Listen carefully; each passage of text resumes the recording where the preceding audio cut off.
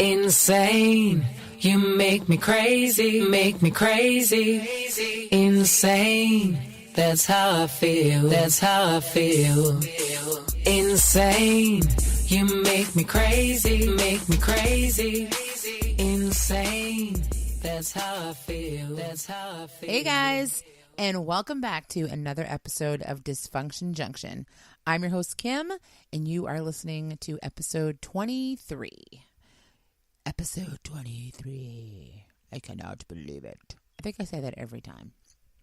And I think it's because of all the crap that I got going on here. I cannot believe that I was able to put some time aside and actually record another episode. But I did. Yay, me. I hope everybody had a really good week. I had a good week. I got some really good news this week. I am so proud that my son, Noah, got into Emerson College in Boston. He is going to be an audio and production major, audio and arts or something like that, something fancy. He wants to be a screenwriter, so that's what he's going to major in.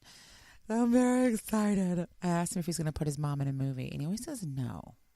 I just don't think that's cool. I want to be in a movie. Do you ever wonder who would play you in a movie if you have a movie about your life? And I used to always think it should be Ricki Lake because she's kind of chunky and she's got dark hair and she's cute. But then as I get older, I think it should be Kirstie Alley. Well, more when she was chunky. I don't know if she's as chunky now, but more before when she was chunky because, I don't know, she was chunky, number one.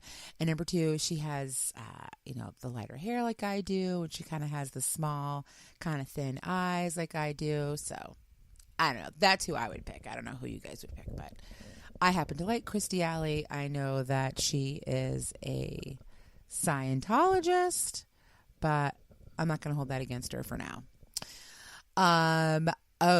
And if you are a follower of Instagram or Facebook or Twitter, or, any other social media, you will know that Brody passed his hearing screen. I might not have mentioned this, but he had failed actually 2 hearing screens, but both times he had fluid behind his ears, and they didn't know if it was because he had a cold. Both times he did have a cold, and they wanted to make sure it was just because of the cold and not something else. So we were finally able to get in when he was cold-free, and he passed his hearing screen, which means he is ignoring us, number one.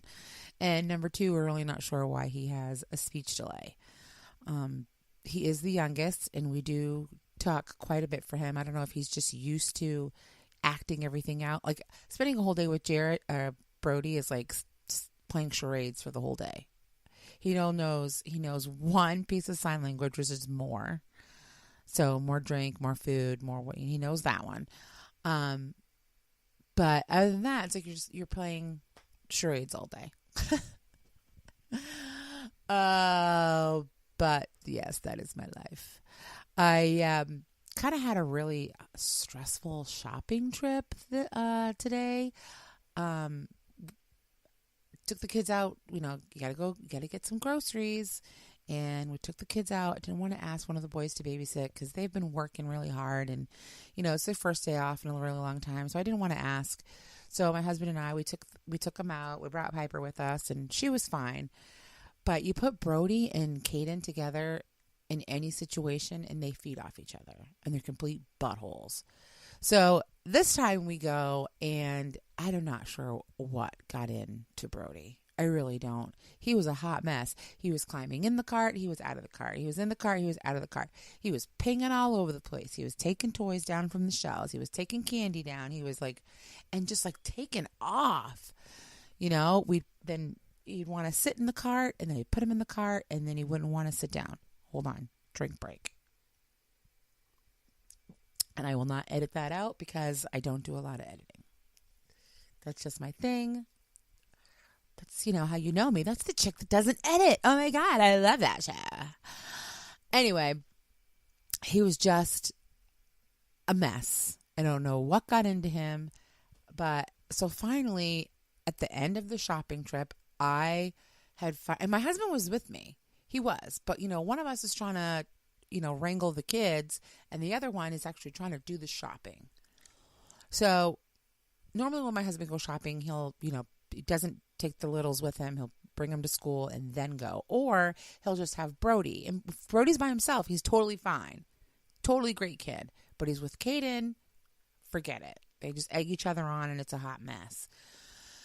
So this shopping trip, I became one of those moms that you see at the grocery store or wherever else they have carts, and you see the kid laying in the bottom of the cart.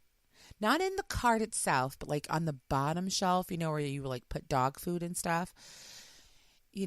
I've seen moms where their kids are laying on that thing, and I'm like, that is an accident waiting to happen. Someone is going to get their fingers run over, they're going to get their clothing stuck down there, and that's just going to be a hot mess. Well, I today have figured out why the kids are there, and it is because they are quiet. They are quiet. You can get your crap done, you can get your groceries done, and it's almost like you're alone, that they're not even there. They're quiet. They're not bugging you. You may hear a little giggle, while it's going on, but that's why they're there. And I had this experience today, and not quite the same. Mine was a little worse. I wish, I got to start filming this because you should see me when I talk. I'm actually talking and catching myself using hand motions when I'm talking. And there's nobody here in front of me. It's just me. But my experience was worse because not only he wasn't actually underneath the cart, on the cart where you put the dog food. He was holding on to the cart so that, he's on the ground, on the floor, behind the cart, hanging on to the cart. So I'm trying to walk. So literally I'm like straddling him as I'm walking, and he's holding on and I'm pulling him. He's literally dusting the floor with his shirt. Now, I thought if I start, because he was kind of giving me a fit, and he didn't want to move, and he was, threw himself on the ground and was just being a turd. So I'm like, all right, I'm leaving. Bye. Thinking I could start walking and, I could walk over him and he would then get up, cry or whatever and run to me. But no, he's a little smarter than me in this case, where he grabs the cart and I'm just pulling. So I'm like, okay, here we go. Let's see how long this lasts. Everyone's laughing. Really, really funny. And it lasts for a little bit. And then he gets distracted. He lets go, sees something shiny, and he takes off. And then I take off. Finally, has somebody grab him. But I'm like, come on. All I want to do is shop for ingredients for my keto dinner of tacos. Okay? And I'll explain there at my keto corner all about my taco shells out of cheese. Tea break. I'm sorry, but I am thirsty today. So this brings me to the part of the show that I like to call Kim's Pet Peeves. And again, I will be working on a theme song for that, but I still have to work on famously failing, you are famously failing, yeah. Okay, so my first pet peeve of the week is, you guessed it, 3-year-olds. 3-year-olds are jerks. They smell, and they're always sticky. And I mean always. Not sure what they get into, but sticky. I do not know where the phrase terrible twos came from, because my kids were angels until they turned 3. I mean, have you ever tried to put a 3-year-old into a car seat who doesn't want to be in it? This kid can stiffen up his body so tight that I, a 44-year-old woman, cannot get this kid to sit. I can't bend him. Nothing. He's straight as a board. Straight. Or my favorite one is he goes completely limp, like he has no bones at all. This kid is an evil genius. He really is, because I'm fighting with this child and I'm a grown woman and I can't do anything about it. And I'm just waiting for his head to start spinning around and for him to start speaking in tongues. Because the kid is crazy. He's nuts. I love him dearly, but there's something up with him. Plus, he's always dirty. How does a child get dirty from the house to preschool? You wash him up before you leave the house. You get him from the house to the car. Okay, you're in the car. And then you drive to preschool, you get him out of the car to get into preschool, and he's dirty. I don't know what he's doing. I don't know what he's bringing in the car with him. Nothing that I see, but he's dirty. So now you're stuck using up the rest of the wipes that you have that are hidden in the car somewhere to clean up this kid. We do give him baths, I swear. But constantly giving these kids wipey sponge baths. It's disgusting. Not the sponge bath, the kid. It's disgusting. Pet peeve number 2. I hate when the visor in your car doesn't have a mirror. Okay? Especially when you're in the passenger side and your husband's driving you to work and you need to pluck your eyebrows because you didn't have time to do it the night before. And the light outside in the car, out in the outside is so good. And you can see really good all the, hairs that you missed, especially the ones on your chin. And you need to pluck those before you go to work. Otherwise, it's going to bug you all day. You're going to feel that little hair just, wiggling around. So once you have had a visor with a mirror in it, living without one is just completely inhumane. It's barbaric. It's not right. And I don't think that we should have to, as human beings, live without a mirror in the visor. You just can't do it. Sorry. And finally, pet peeve number 3. Parents who name all their kids with the same letter. And more importantly, when they have to change the spelling of a name to get it to fit that letter you've chosen. For instance, Khloe Kardashian, Kourtney Kardashian, or any of the Duggars. Okay?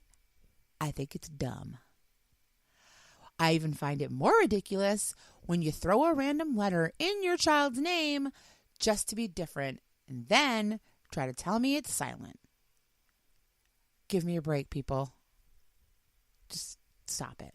You're not doing your kids any favor when you send them to school and they're trying to spell their name. I mean, they teach them to sound it out. How does it sound? There's this little girl that goes to my son's school, and I hope she doesn't listen. Her mom doesn't listen. I doubt it. I cannot imagine them listening to a podcast. But they spell her name. Her name is Piper, just like my daughter, and they spell it Pyhper. I don't understand that.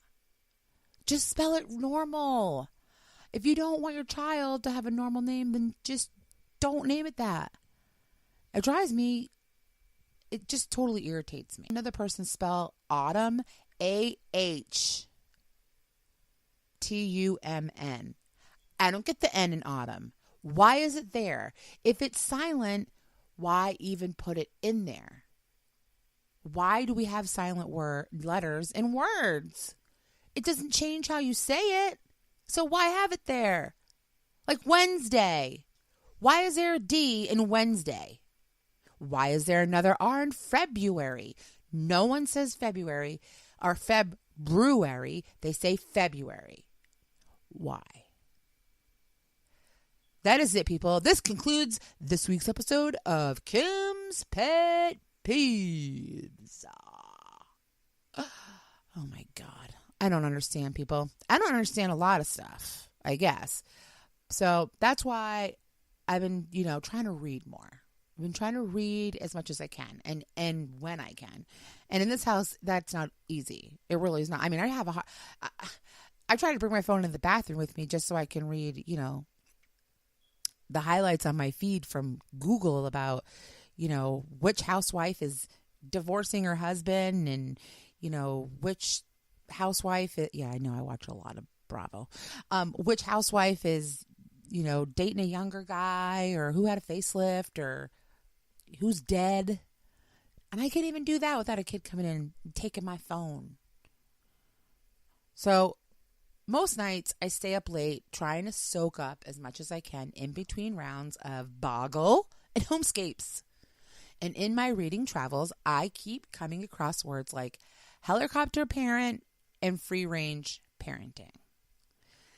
And I have no idea when this happened, but apparently parenting has become a clique. It's very cliquey. It's kind of like high school, high school dances where you have the helicopter parent sitting on one side and you have the lawnmower parents on the other.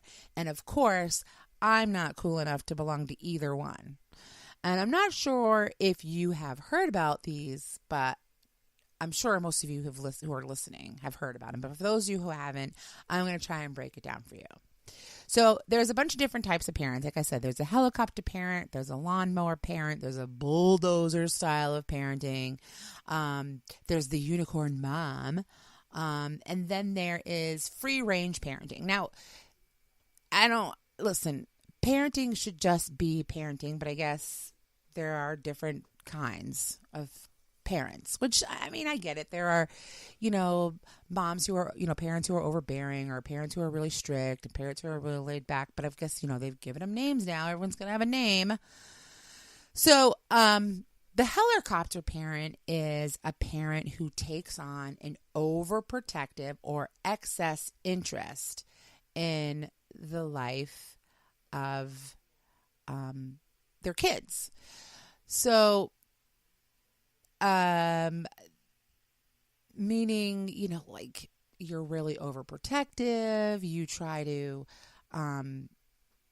make sure that, anyway, I'll just tell you there are warning signs. I have this whole list of things that you might be a helicopter parent if you do this, this, and this. So I'll get back to that. So, a helicopter parent is a parent who is overprotective and, does whatever they can to make their child, safe and not get their feelings hurt. The parents who insist that every kid gets a trophy and, everybody, everything's fair. And then you have lawnmower parents who are one step ahead of their kids, and they just smooth everything out, smooth their path and make sure nothing, gets in their way. And then there's the bulldozer style of parenting. While it's well-intentioned and meant to protect the child from short-term harm, ultimately it results in a psychologically fragile child, fearful and avoidant of failure, with never learning coping strategies and resilience. Nice. So then they have the new one, which is called the snowplow parent, which I guess is kind of a mixture of a bulldozer parent and a helicopter parent and a lawnmower parent and blah, blah, blah, blah, blah.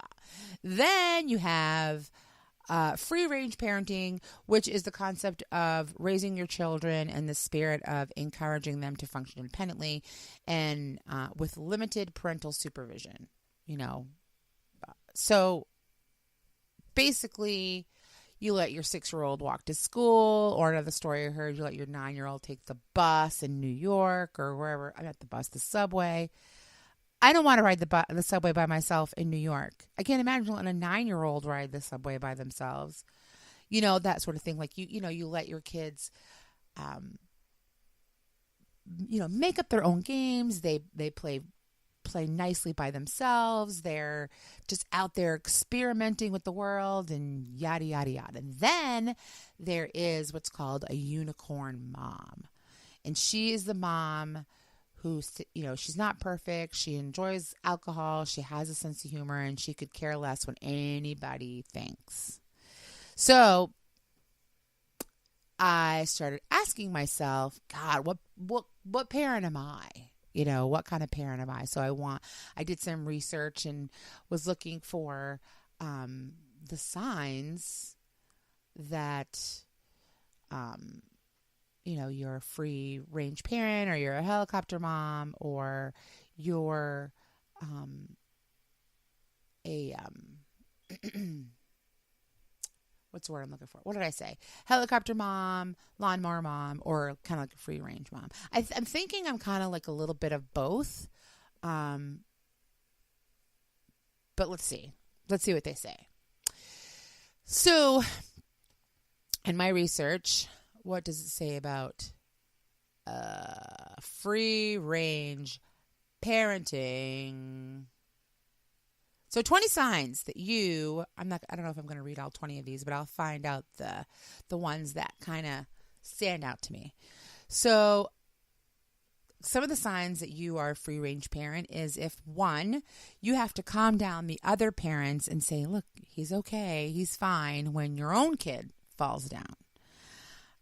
You allow your kids to walk around barefoot or play in the mud.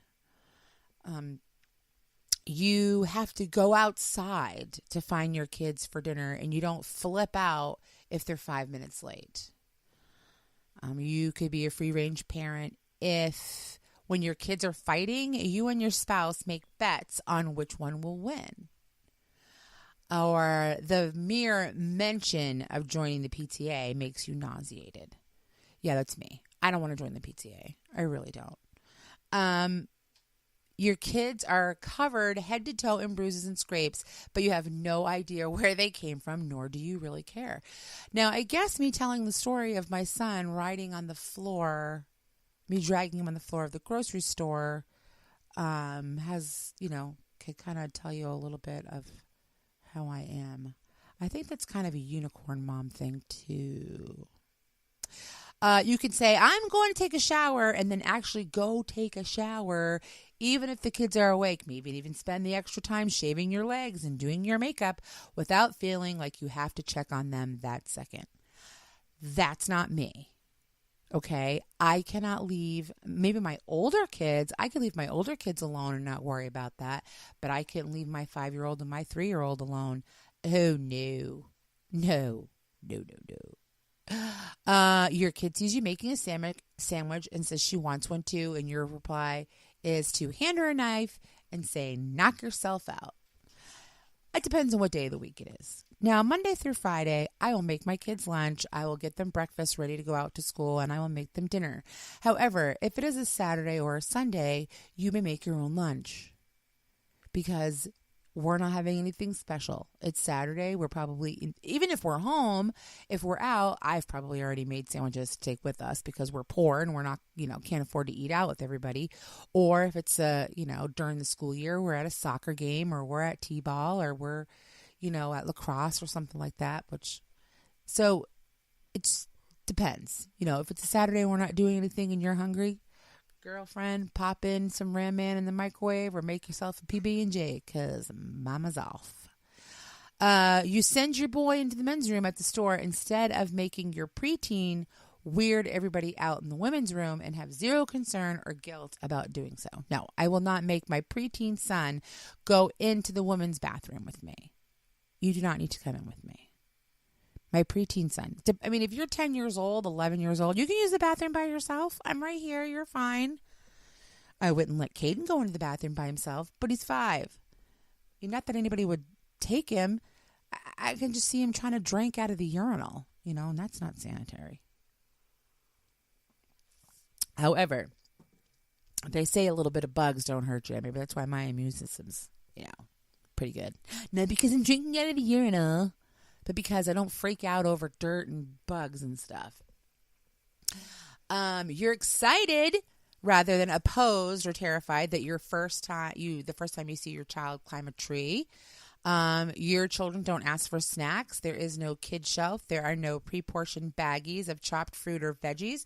And your kids know when they're hungry, and if their food is there, they can eat it. No, this is not my house because my kids don't have a shut-off button. And they will eat and eat and eat, and then we will have nothing. So, yeah, no, they ask for snacks because they'll eat all day. Let's see. Your kids can use the first aid kit themselves and don't even know they're injured until you follow the blood trail to the Band-Aid debris. I'm not opposed to that, but they won't do that. Oh, no. They will scream their, I'm hurt. I need help, please. However, I will then say, you're fine. You're fine. It's going to be fine. Let's come on. We'll go clean it off. We'll take care of it. So there. And last one, the kids don't eat dinner until 9 at night, and only because it gets too dark to stay outside. And this is a big negatory at my house because my kids are in bed by 7. You don't have to be asleep, but you can't stay out here with me. This is mommy time. I need to be able to play on my cell phone and do whatever I need without you in my face. So, no. So I'm a little bit of free range parenting, free range. Some of that's good. Some of that is, no, not going to happen. So then helicopter parenting. So helicopter parenting, those are the ones that are kind of like just hovering over your kid all the time. They can't even breathe. They can't do anything without you right there. So these are the top 10 signs you might be a helicopter parent. Number 1, you only let your child play on playgrounds with shredded rubber mulch. Yeah, nope, not me. Number 2, the first thing you did when your 4th grader came home crying from school because her best friend Jill called her name is to call Jill's mom to sort things out yourself. Okay, so no, it wouldn't be the first thing I did. I would, let them deal with it for a while. But if she's coming home 5, 6, 7 days in a row and still having an issue with this kid, yeah, I'm going to call. Especially if she's like, I don't want to go to school.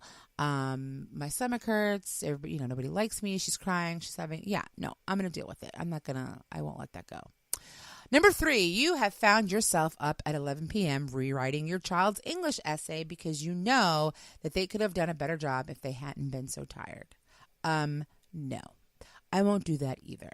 If the reason they're tired is because they didn't go to bed when I told them to, or because they got up really early and wouldn't go back to bed when I told them to, I am definitely not rewriting an English paper. I'm not. Listen, that's not me. I won't redo my kids' homework. I will, and this may be. I think I have seen where, if you check all your kids' answers and make them redo them. Or I've done that. I've checked my kids' answers and said, this one's not right. This one's not right. You need to work on this one. They don't always do it. They don't always fix it, and then that's their problem when they go to school. They have to have consequences for their actions. We're teaching our kids to be independent, and they have to fail. They have to learn. When Noah went to college, he was like, half his friends didn't even know how to do laundry. My daughter's 11. She knows how to use the washing machine. She washes her own clothes. She washes and dries them. She doesn't put them away. She lives out of the laundry basket for the rest of the week until it's empty. And then she fills it back up and she does her laundry again. All right. So number 4, your 8-year-old still has the training wheels on his bike, but not that you let him ride it that often. The sidewalks are dangerous and they go too fast for you to keep up. No, that would not be me. Number 5, you have a bad back from stooping down and following your toddler's every step. No. Number 6, you get heart palpitations at the thought of letting your child go on a field trip with their class. No. Maybe when my firstborn was little or young, I would, worry. And I'll tell you what, there may be some good reason to worry about that because here in Maine where I live, the 6th grade field trip that they had this past summer, one of the kids drowned on the school field trip. So there may be a little bit of okay to worry. Stuff can happen, but the odds of it happening are pretty slim. So, no, maybe I was a little worried when my firstborn was little because he was my first and I didn't really know how those things went. But for the most part, no. Having them help out by preparing dinner or cleaning the house has never crossed your mind. Knives are sharp and the cleaning fluids are too dangerous. Again, it depends on how old they are. And also the maturity level of your kid. Like when Noah was 5, he could totally help me prepare dinner. He could use a knife properly. He could, use cleaning solution properly and be very mature about it. Caden, on the other hand, would chase his 3-year-old brother down the hallway with the knife, both of them laughing it up, thinking it's hilarious, squirting each other in the eye with Windex. I couldn't do that with them two. My 2 older boys, I could. So it just depends. It's not that I'm afraid to let it happen. It's just that I know my kids and they're wackos and they just wouldn't do it. As a Christmas gift, you gave your daycare a webcam so you could watch the daily happenings while you are at work. No, I don't want to see my kids while I'm at work. I don't want to know what's going on. I want to live in ignorant bliss. Thank you very much. Number 9, you and your son are having a meeting with the teacher, and when she asks him a question, you answer it for him. I try not to do this, even in the office or counseling or whatever it is. If my doctor is speaking with the child, I try not to answer because I want them to know that she's being honest and that this is her answer. However, because a couple of my kids are on the spectrum, or sometimes I have to reword the question for them in a way that they would understand. So no, I don't always do that. It just depends on the situation. And number 10, your child didn't get accepted to his preferred major at college, so you call the chair of the department to negotiate for an exception. No. And in actuality, Noah did not get in to the first 2 because he's actually in college now here in Maine. He just they don't have the classes that he wants to, that he needs to take in order to, get his degree. So he has to transfer schools. And the first 2 schools that he applied to, he didn't get into, and he was devastated. And I didn't call the school and work it out. I didn't do any of that. And another thing that I saw, when it comes to, what was the other one? The snowplow parent or the bulldozer parent, or, some of those parents will actually fill out the college applications for their kids or, write the essay I didn't do any of that. I did none of that. Noah did his college thing all on his own. We meet with his, his academic counselor and stuff? Absolutely. We did that. And we did help him with his applications, by getting the information that he needed or answering questions. But he sat there and he filled out the applications by himself, asked us the questions. We said yes or no or whatever it was, but he did it on his own. And I am very proud of him. Like I said before, he had kids that were, he got to school, didn't know how to do their own laundry, didn't know how to do anything, barely make a meal. So I was pretty proud of that. I was pretty proud of him. So, and then finally, that I am, a little bit of both, because like it says here, a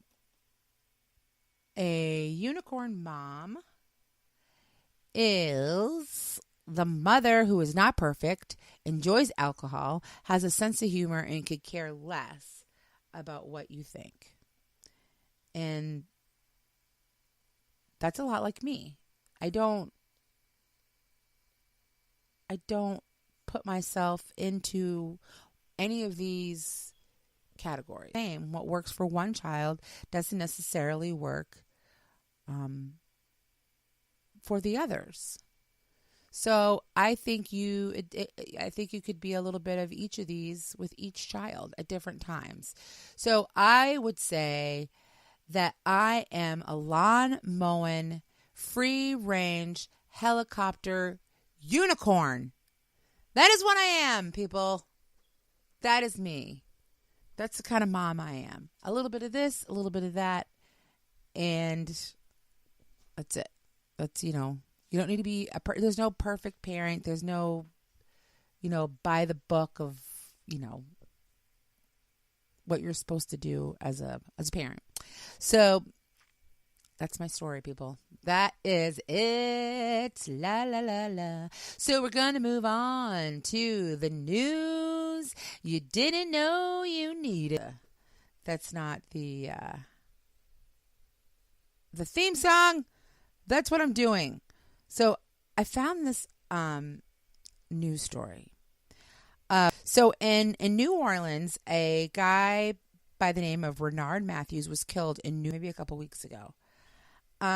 He was only 18 years old. But the family chose to have, a wake and all that stuff for the gentleman.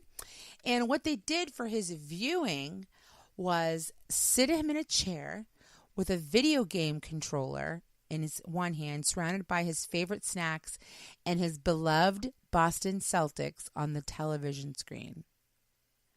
So mom says that he was a bit of a homebody who recently started to venture out to walk the dog, and he was a big fan of the Celtics.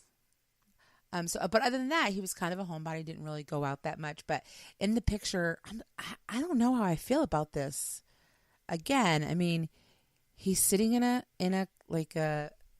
video game chair or a desk chair. He's got his favorite soda. There's a table next to him. He's got his soda and a bag of Doritos and a game controller in one hand. He's got a do-rag on with a Celtic shirt and his sunglasses on. And he's sitting in front of the TV. Now, I don't know how I would feel about going to a funeral home. I mean, unless they think this is really the way he would want to go. Maybe at some point he said, hey, Mama, if I ever die, I want you to prop me up in a chair and put the basketball game on. I don't know. It's really weird. About this, well, have you ever thought about how you would want to be remembered? I don't think I'd want that. I don't think that I would want people coming to view me while I'm sitting here in front of my laptop with my headphones on and a microphone. I don't want to do that. That is just, I don't know. It's weird. I'm sorry, but it's weird. I mean, everybody mourns differently. I get it. But I don't know if I could do that. I guess it would just depend on who it was asking me to do it. But, oh no, that is weird. But that is definitely news that you didn't know you needed. Boom. There it is for you. This is a long podcast, people. I have been very chatty today. Oh my God. But I am going to start wrapping this up. But first, I want to talk about keto. It's Keto Corner. I don't have any music for this either, and again, I will figure it out. But it is time for Keto Corner. This week has been really good with the Keto Corner. I have been doing intermittent fasting. I've heard pros and cons of it. People have said that, fasting isn't good for you. They've always said that you should eat 6 small meals a day, that you should constantly be eating. You should never let your blood sugar drop. You should never actually let yourself get hungry, so that way you don't overeat. But the keto philosophy is to use intermittent fasting, that you don't have to eat breakfast in the morning if you're not hungry. It's okay to skip a meal, and that you shouldn't snack at all. Because every time you eat, you release insulin, and that's not good. So they say to fast, because when you're fasting, you're actually letting your body eat the fat in your body for fuel, which helps you lose weight, which kind of makes sense if you think about it. People think that if you don't eat, that your body will starve and then store the fat because it thinks you're starving. But that's not true. Your body will actually use your fat for fuel. And I guess there was a study done when the longest fast was. And I'm going to see if I can do that. I think it was like 365 days fasting. I mean, he had fluids, and he took a multivitamin every day. And the guy's weight didn't change. So I don't know if he was a slim guy or not, but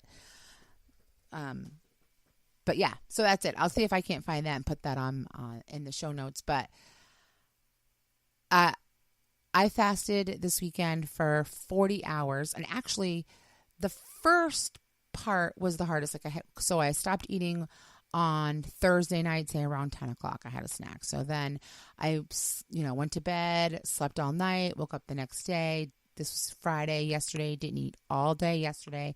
I did have coffee and tea and seltzer water. But I didn't eat any food. And then, of course, I went to bed and I slept. And when I woke up this morning, my daughter had made breakfast in bed for me and my husband, which was scrambled eggs and toast. And I didn't eat it because I didn't eat it then.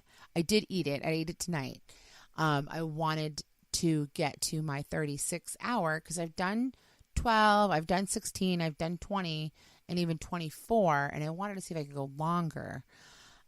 So I was able to make it to 40 hours actually. And I'm very proud of myself for that. I don't think that means I'm going to wake up tomorrow and I'm going to be down 5 pounds or anything like that. But I guess if you do it enough, it does really help, that along with the low carb diet. So that is what I'm doing, people. And I'm going to keep you posted. I was actually down this morning when I weighed in to 207.4. I had been weighing in as 211. But again, it depends on what scale you use. I'm going with my home scale because that's the number I like. So that's what I'm doing.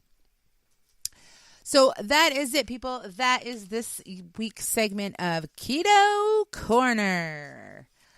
If anybody else has any suggestions for making a theme song for any of my bits, any of my segments, please let me know. You got to do it for free, though, because I'm poor. Otherwise, you're going to have to wait because I haven't had time. I also wanted to start, recording these podcasts while I'm doing it so you guys could actually see me talking with my hands flailing and my hair all a mess, my makeup melting. I don't know. Maybe that'll scare you away. Or maybe that'll make me seem more real. I don't know. But I do want to thank you guys for listening. Thanks for joining me on this Hot Mess Express. If you like what you hear, please share me with your friends. Share me on your Facebook or your social media pages. If you don't like me and you want to just make fun of me, share me too. That's cool. I don't care. Share me. Somebody out there will like me. If you have a suggestion for a story for, pet peeves, or the news you didn't know you needed, or even a keto idea, whether it's a recipe or if it's worked for you or if it hasn't worked for you, please let me know. I am going to post some pictures on the website today or the show notes of this really cool recipe that I found online for cheese taco shells. The taco shells made out of strict cheese. I made them tonight. They were super duper easy. They were amazeballs. They were delicious, and you might like them too. So if you have any ideas for recipes that you'd like to share with me and you want me to, add them to the website or you want me to try them, oh my gosh, by all means, please let me know because I love keto. I'm really, really loving it. Even if I don't lose any more weight, which, okay, first of all, that's a lie. I want to lose more weight.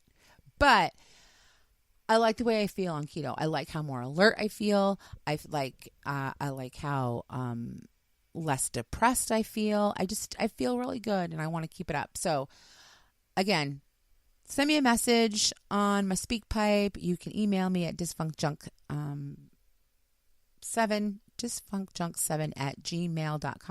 You can leave me a SpeakPipe message. You can visit me on Facebook, Twitter, all of that. And I'm going to tell you about it right now. You can connect with us on Facebook at facebook.com/dysfunction7. And of course, on our Facebook group page at facebook.com/groups/DF podcast. That's D as in dog, F as in Frank. If you prefer Twitter, you can find us at twitter.com/dysfunctjunkmom. And for all you Instagram peeps, you can look us up at instagram.com/dysfunctjunk7. And of course, I do have an app now. It's in the App Store, Dysfunction Junction. Download it. It's free.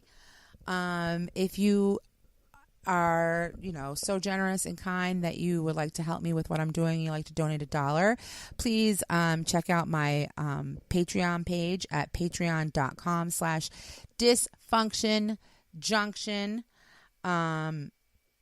And of course, check out our website, which all of our pictures and websites or links we talked about in the show, whatever will be in the show notes over at www.dfpodcast.com.